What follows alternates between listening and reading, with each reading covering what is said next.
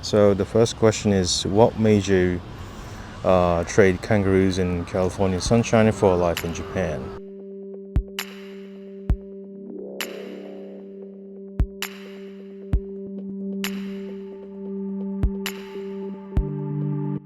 Hey, what's up? So today we're interviewing this guy here about like what it's like working in Japan straight for 10 years after he graduated at college. So let's get started. So here I have some questions that kind of interview myself.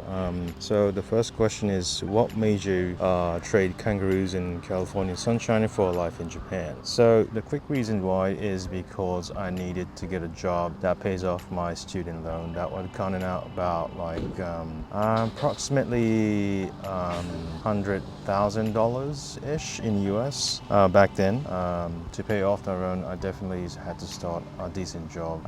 To do that, it was much better if I could get some really stable jobs with no contract period at all. So second question is like, why did your time at UC San Diego in Australia prepare you for a unique quirk of Japanese work culture? That's a kind of question. So pretty much, I don't know, there's preparation wise to fit into a Japanese working culture. Basically, I think it's better you finish university in Japan because that's where you kind of get to learn some real fundamentals of how Japanese companies really work. So if you in Japanese universities, they just like do like club activities, all kinds of things, and that would be a connecting to that human relationship of Japanese culture, basically. So, what's your big? So, question number three. So, was your biggest what moment when you start working in Japan? Just to show a bit of my background, basically, I was kind of raised in Japan for later period of primary school and junior high, and also some part of high school. And speaking of which, I kind of knew this whole setting and the environment. I was so used to it. But when it comes to like working culture in Japan, it's a whole new game. Well, if you speak of which, like wait and what moments, there are actually so many. If I would like recall old days, like starting the time I would start working in Japan for a few years.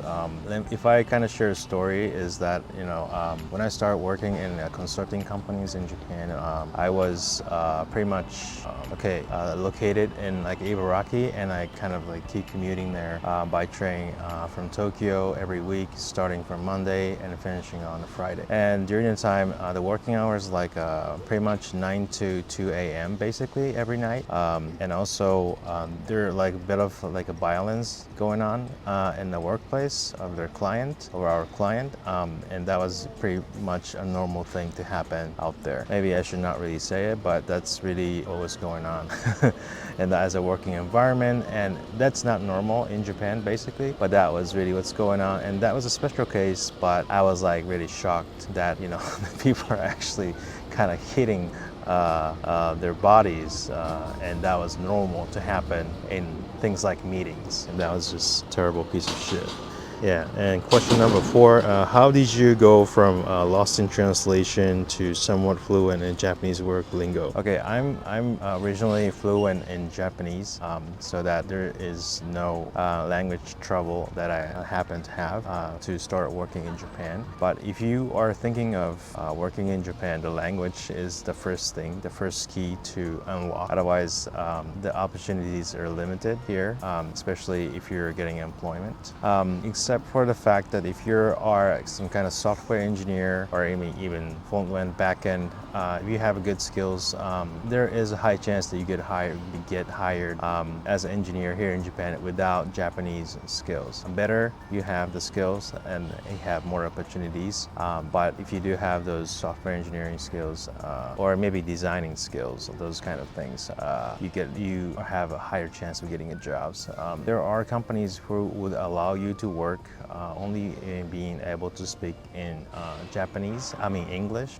There are many companies that would actually allow you to work that without your Japanese language skills. So yeah, if you're thinking of that, that's one of the ways you can go for it. But without those like software skills, what you could do is to be more of an agent, become an agent of the HR agent, or there are not many actually options you can think of without these skills. If you do have some level of Japanese, actually there's some ways you can work this out. But if you're or just live in Japan and trying to earn money, employment is not only the option, and you can basically do a digital nomad.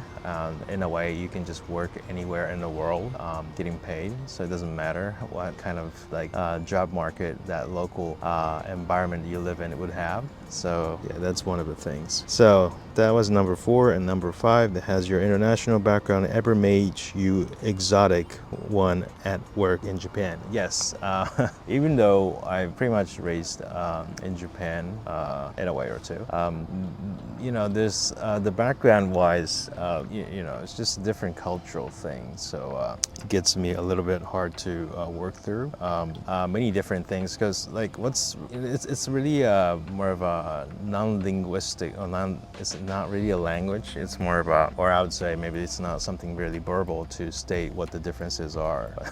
There are many things that people think that's normal. It's not really normal, and yeah, it's kind of like, I don't know, it's hard to describe, but there's some things going on, and because of that people don't really understand me well, or I don't understand them very well. That really happened. I think really depends on the environment, but that's kind of like thing that really happened, especially the time that I was working for a really traditional environment of Japanese company, and so that is something that I really experienced. So number 6, what's the wildest thing you have achieved in Japan that your friends back in Australia and the US would never believe?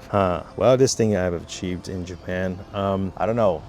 The wildest thing that I've achieved in Japan, maybe being able to work in this Japanese environment for almost over 10 years. I think that's the wildest achievement, because I've never thought that I would be able to do this, to be able to work in like Japanese environment for so long. The reason why I started studying in high school in Australia, or even universities in US and so forth, is because I would know that I would never fit in this working culture here in Japan. So the wildest thing that I would say that I achieved is like actually made it in this 10 years time of this working in this Japan type of thing. So what's your survival guide for English-speaking pros about dive into a deep end of Japanese work culture? So this comes back to some previous questions, but I would say going in this kind of like working culture without the language skill, it makes you really hard to even enter in the first place if you're getting the local employment jobs. But if you're, for example, expat from like US wherever to a branch in Japan, then you might kind of a little bit struggle. But if that's the case, I think the company would prepare you some support and language-wise, and the company has a specific reason why they got you here in Japan, so everything I think supported, so it doesn't matter. But of course, because you cannot communicate very well in Japanese speaking people, and because of that you might feel a bit of a challenge there to actually move the job forward. So yeah, then this is something that I'm not being asked by the question, but I would add is like a lot of international, so Japan would actually do a work with the outside world, like they export stuff and they do a lot of business deals to overseas. But interestingly, what happens nowadays, what I see nowadays is like it's not like Japanese people speaking English for them. It's the opposite, like the people outside Japan speak Japanese for them, for Japanese people to do the business.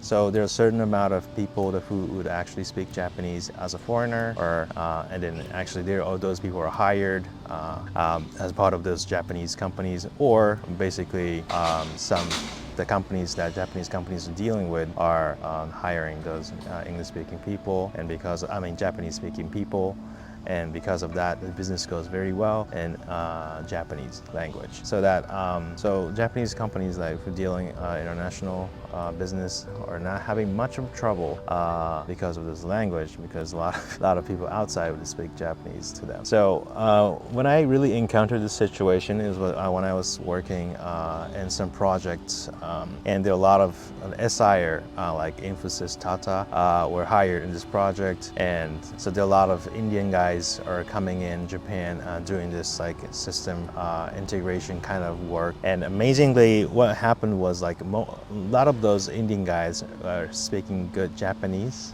and because of that, no one in Japan side really had to speak in English or any other language to do the business, basically. Of course, not like every single one of those like Indian side people were capable of speaking in the good language. However, only a few of them were in a really good condition of language skills, so that the project actually went through without much of the obstacle of the language. So I think that's it for the question that's been prepared by the GPT-4o. I think I could be making it more interesting or more fitted to my condition, but I think that really was a good one to go through.